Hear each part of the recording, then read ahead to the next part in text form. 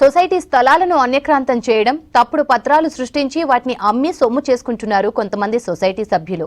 షేర్లింగంపల్లి నియోజకవర్గ పరిధిలోని పలు కాలనీల సొసైటీ సభ్యులకు ఇది సర్వసాధారణంగా మారింది.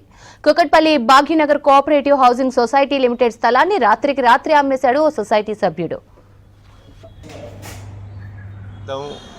Bhagyanagar housing society, Bhagyanagar cooperative సొసైటీగా ఈ హౌసింగ్ బోర్డు కాలనీలో ఏర్పడడం జరిగింది.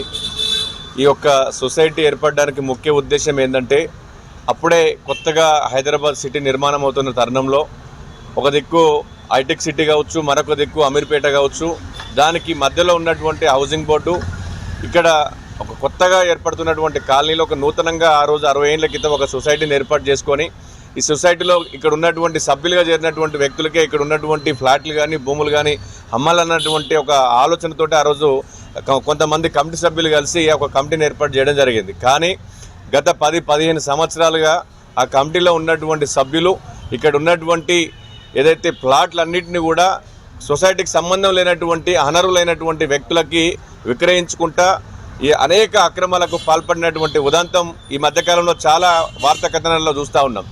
నిజంగా అంటే చాలా బాధాకరమైనటువంటి విషయం. ఇక్కడ ఇదే సొసైటీలో ఉన్నటువంటి సొసైటీకి సంబంధించినటువంటి కమిటీ సభ్యులే ఈ విధంగా అక్రమాలకు తెరలేపితే, అతిపెద్ద సొసైటీ ఇది భాగ్యనగర్ సొసైటీ అనేటువంటిది అతిపెద్ద సొసైటీ. ఈ సొసైటీలో 100 కోట్ల రూపాయలు ఇవాళ అక్రమాలు జరిగినట్టుగా ఇవాళ ఉదంతం మనకు కనపడతా ఉన్నది. దీని మీద ఇప్పటికే సహకార సంస్థ రిజిస్టర్ సంబంధించినటువంటి అధికారులు కూడా దీని మీద విచారణ చేసిళ్ళు. నెల రోజుల లోపు ఏదైతే దీనికి సంబంధించినటువంటి జనరల్ బాడీ మీటింగ్ పెట్టాలని చెప్పేసి వీళ్ళకు ఒక డేట్ కూడా విధించడం జరిగింది.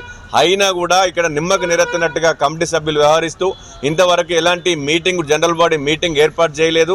దాంతో పాటు ఎంతో అంటే ఇక్కడ ఉన్నటువంటి చాలామంది ఒకటే ఫ్లాట్ని ఇతరత్రకు అందరికి అమ్ముకోవడం కూడా జరిగింది. అంటే ఎన్నో అక్రమాలు ఇక్కడ ఈ యొక్క ఏదైతే ఈ హౌసింగ్ సొసైటీలో వెలుగు చూస్తూ ఉన్నాయి.